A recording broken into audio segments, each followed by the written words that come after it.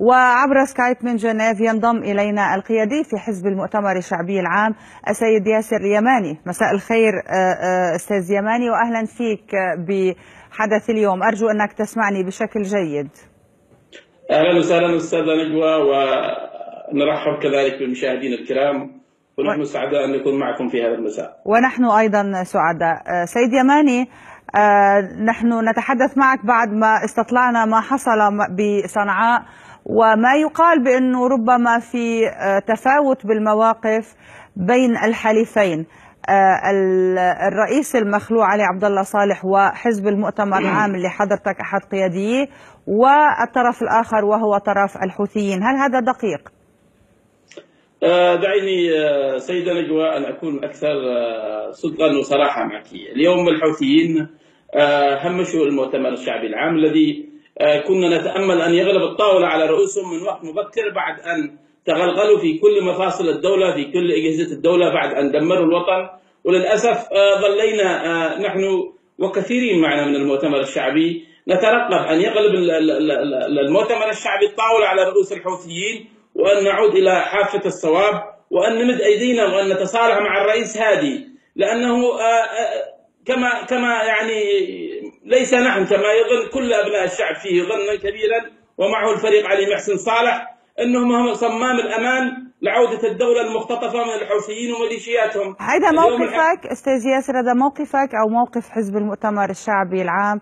لأن احنا بنعرف موقف الرئيس المخلوع من الرئيس الحالي، يعني موقف فيه الكثير من الهجوم كان وحتى الاستعلاء. دعيني أخت نجوى هنا لا أخوض في أمور جانبية أو شخصية، ولكن اليوم أنا كما أعتقد أولا هو موقف شخصي لي وليس موقف للمؤتمر الشعبي العام، وهو موقف لكل الوطنيين والشرفاء داخل الوطن. وأنا أعتقد أن الرئيس صالح سيأتي إلى مرحلة ويغلب الطاولة على رؤوس الحوثيين، لأنه يرى الوطن يتدمر والشعب يجوع. اليوم يسرقون رواتب الموظفين، رواتب الأيتام، رواتب الضمان الاجتماعي، لم يبقوا شيء في البلد، دمروا كل شيء في البلد. وبالتالي علينا كقياديين في المؤتمر أن نتصالح مع الرئيس هادي، وأن نمد أيدينا للرئيس هادي وللفريق علي محسن صالح، وأن نعمل معهم بروح الفريق الواحد. مبادرة ولد الشيخ للأسف الشديد كألقام الحوثيين التي يزرعوها في اليمن.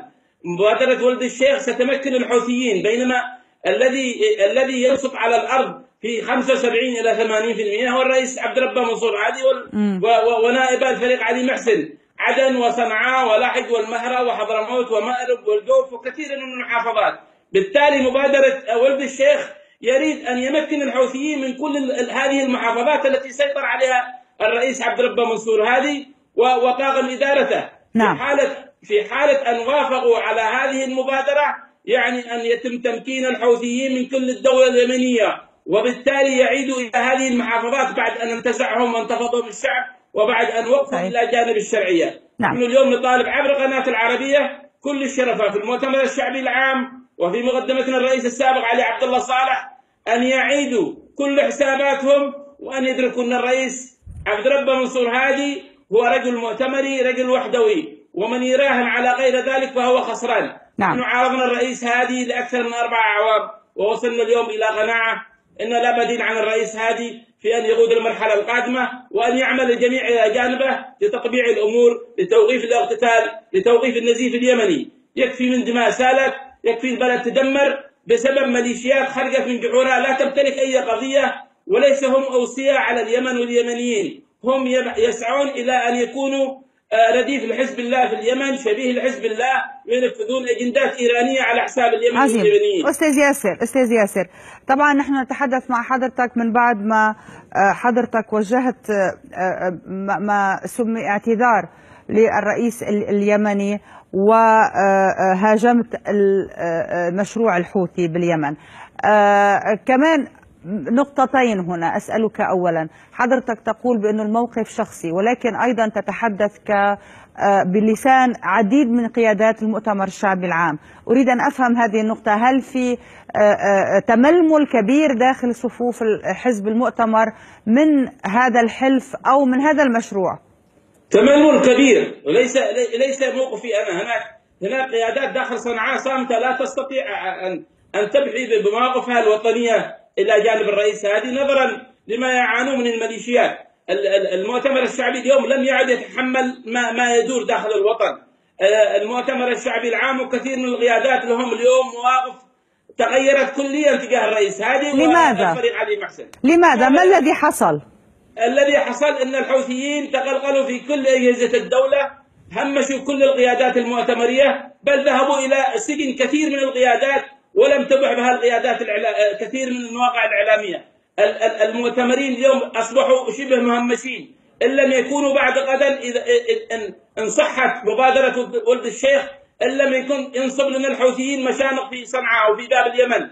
على كل قيادي وطني اليوم أن يدرك أن الوطن في خطر، وأن اليمنيين في خطر، وأن نتنحى عن المصالح الشخصية والأنانية. نحن اليوم يجب أن نتعامل مع أشقائنا في المملكة العربية السعودية. نعم. يجب أن نمد أيدينا للجميع، نحن جيران وهم جيران لنا، وفي الأخير اليمن والسعودية بلدين أخوين وشقيقين. نعم. وبالتالي يجب أن نعمل جميعا على إخراج اليمن من مشروع طهران التي تسعى من خلاله إلى زعزعة وأمن الخليج بما فيها اليمن. عظيم، بس بدي أشدد على نقطة ذكرتها حضرتك، بس استفسر إذا فهمتها بشكل صحيح منك.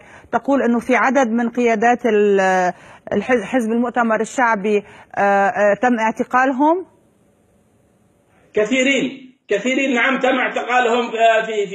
في هوجمت منازلهم، فتشت منازلهم من قبل الحوثيين، ولكن الإعلام مغيب نظرا للضغط الذي يمارسه الحوثيين وميليشياتهم في كثير من المحافظات اليمنية التي هم مسيطرين عليها كصنعاء وذمار وإب.